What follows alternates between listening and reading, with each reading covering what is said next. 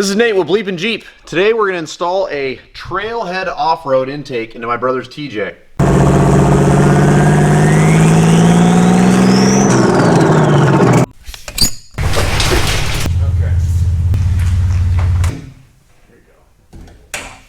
So here's the guinea pig that we're working on. Working on my brother's TJ.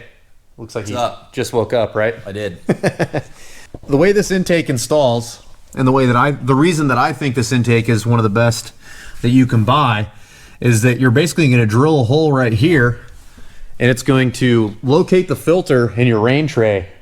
So there's a void right here on the TJs, and because of this plate that they've designed, it gives you enough space that you can fit a filter into that void and get the coolest air possible. You know, the way that the stock intake is oriented is that this is pulling air from your engine bay, which is hot, especially in TJs and XJs. I mean, everybody who's ever owned one knows that you're fighting engine temps and everything else in these things because they just do not, they don't have enough flow going through them. So all that trapped hot air is getting sucked in here and then going into the engine.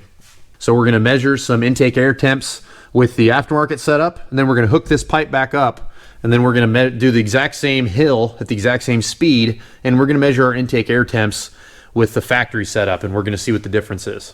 So why do you want a cold air intake in the first place? Well, your engine's basically just a big air pump, and it uses two key ingredients in order to make power: air and fuel. It uses 4 strokes in order to unlock this energy.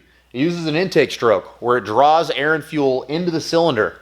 Then it has a compression stroke where it compresses this air and fuel to a point where it ignites. Then there's the power stroke where all of that energy in the cylinder expands and forces the piston down. Then finally there's the exhaust stroke where it forces all the spent fuel out of the cylinder and out of your exhaust. So what does this have to do with a cold air intake?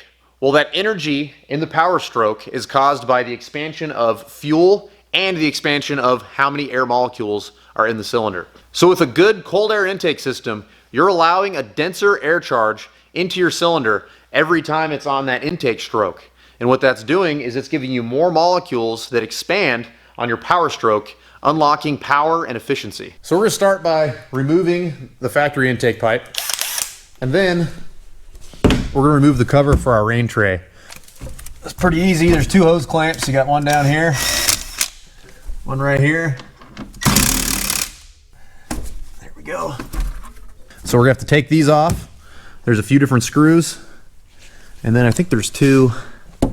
If I remember correctly, there's 2 in here that we have to take off. We'll have to peel back some of that weather stripping and see.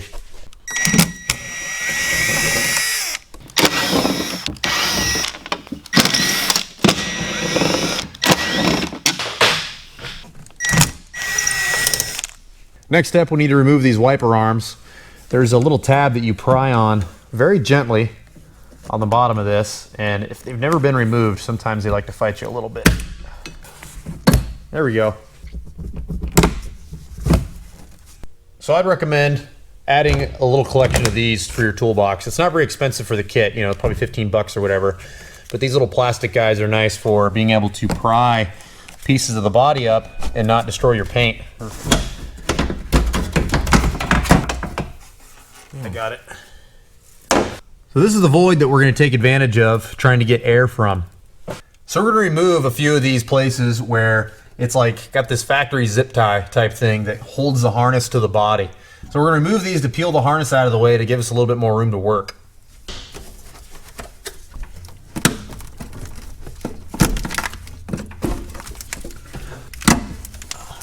Where the plate goes is like right in here. And so we're going to have to remove this ground and relocate it. And then in order to get this harness out of our way, we're going to undo the other bolt and remove that ground as well.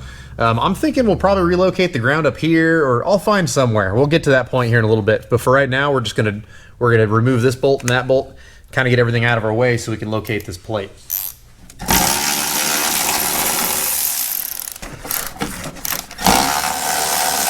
This is basically gonna go through this like cover plate. So I'm gonna drill a hole in the center. If you look close, I marked it. There's a little X there. And I measured, this is 3-inch tube. So I'm gonna use a 3-inch hole saw in order to make this to where it can go through the firewall. Probably have to auger it out a little bit. I would like to use a 3 1/8 or a 3 1/4, something like that, so there's a little bit more wiggle room. But this is what I have, so this is what I'm using. Cover that.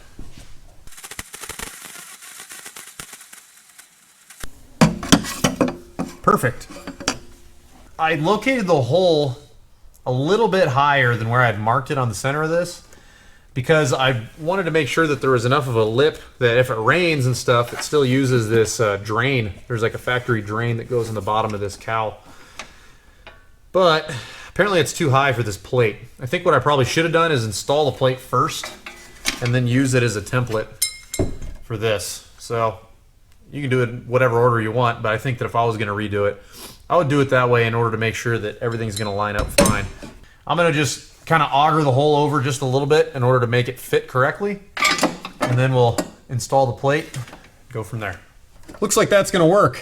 So the next step is gonna take these screws, it came with 4 of these self-tappers, and we're gonna drive them into the firewall. I drove the first one in with this connected because I wanted to make sure that it was gonna line up correctly.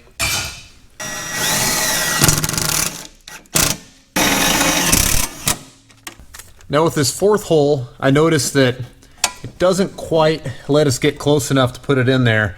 So what I'm gonna do is I'm gonna take a body hammer and I'm gonna just slowly tap the back of the firewall to bring it closer, and then I'm gonna take the screw, I'm gonna drive it in, and it should be able to zip it up just fine.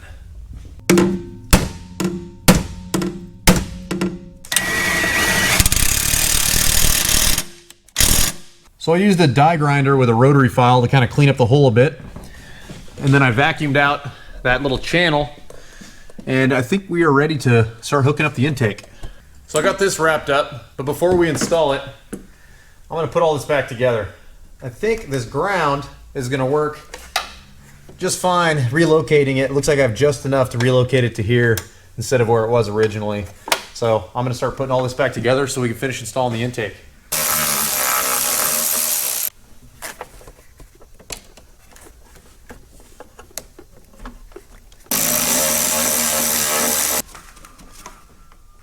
You hear the ice cream man?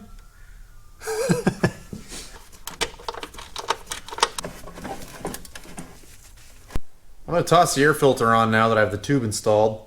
And this is called a pre-filter. I've used these before and they work really good at keeping the big chunks off of your filter, giving you a little bit better, a little bit longer life between services. If you go to BleepinJeep.com and you use our coupon code, then you're going to get one of these pre-filters for free whenever you buy this intake.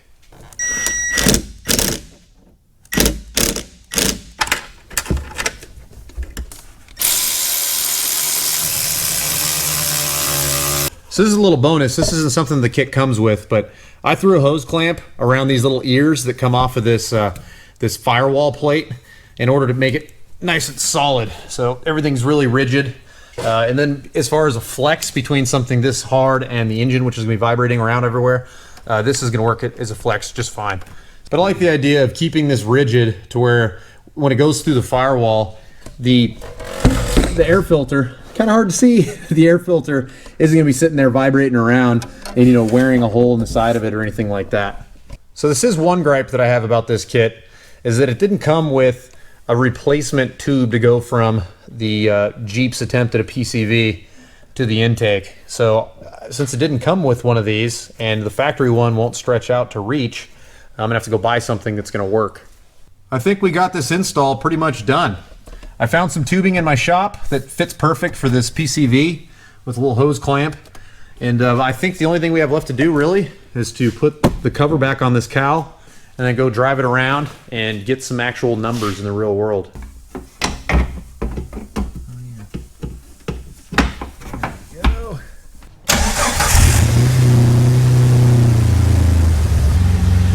Looks like everything's running okay. So what we're gonna do is there's a hill by my house and we're gonna go pull the hill. I'm gonna data log it on my laptop. Then we're gonna throw the intake tube from the old intake back in there. Then we're gonna pull the exact same hill, data log that, and compare the results. We're going for our first drive. Oh, that's not too bad. It actually sounds kind of badass. Oh yeah, that's still totally tolerable though. Like you and I can still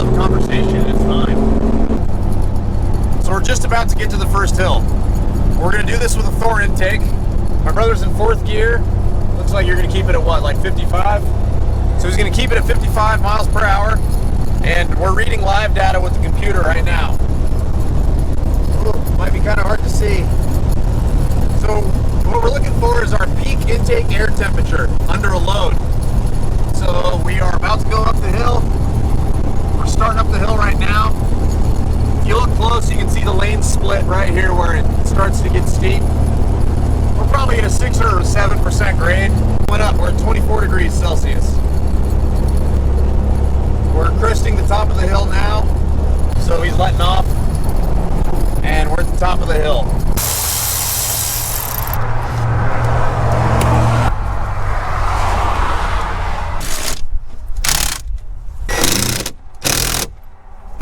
Alright, Matt's going up to the same speed. He's in the same gear. We're starting up the exact same hill. You can see where the lane's splitting. Now let's take a look at our intake air temperature. We are at 44 degrees Celsius. So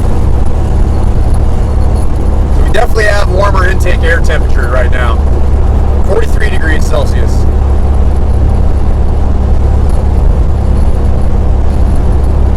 There we are. We're almost to the top of the hill right now.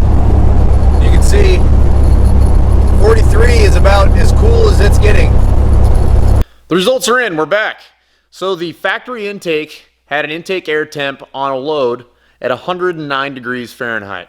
The trailhead off-road intake had an intake air temp of 75 degrees Fahrenheit. That's a 34 degree difference in intake temperature just by changing the location of the intake. With the trailhead off-road intake, it was only 11 degrees higher than what the ambient air temperature was to begin with. That's extremely impressive. So what's my overall conclusion with this intake install? I think that if you're looking for really big power and performance, this is going to be good as a component of that. If you're going to add a camshaft, if you're going to do exhaust, this is something that's a must. If you want to just add this and you think that it's going to really increase drivability and a bunch of other things, I think that you might notice a little bit of a difference, but it won't be as impressive as if you put it in combination with other modifications. Let's talk about our fit and finish for a minute. I think that it looks excellent. I think that this piece that they included where it terminates at the firewall really keeps this clean. I do think that they need to add this. I think all the other kits that I've installed on cold air intakes always include these kinds of pipes. I'll talk to them a little bit about that, make sure that it's not like a mistake, somebody forgot to put it in the box or something. But all the rubber boots, these hose clamps are way overkill for this kind of application, and I like that. So overall, it's a very well thought out and built kit. The fact that it sucks the air from here is why we got such a dramatic drop in our intake air temperature. If you get a Can-In or something comparable to that, and it gives you, you know, that kind of attempt at a little air box to block off the heat, it's not going to do it. This is going to be far cooler intake air temperature than what you would get with any other aftermarket kit, in my personal opinion. I showed you that if you locate your intake in the engine bay, that it's going to have substantially higher intake air temps than if you're drawing air from right here on top of the hood. So that's it for this video. It's pretty simple. It was a real easy install. You can definitely figure it out yourself without the instructions, or you could just use this video and, you know, just kind of heed my warning about lining up that spot on the cowl. I wish that I would have, you know, thought about that before I just started drilling holes, but hey, it's my brother's Jeep. It's no big deal. If you liked it, you want to see more stuff like this, make sure that you like the video, subscribe to our channel, ring that little bell so you get notifications whenever we have new videos come up. If you go to our website, we have a bunch of discount codes. One of them is for Trailhead Off-Road. If you use that discount code whenever you buy this intake, you're going to get a free pre-filter. Make sure you support us on Patreon. Follow me on social media at BleepinJeepNate. We'll see you next time.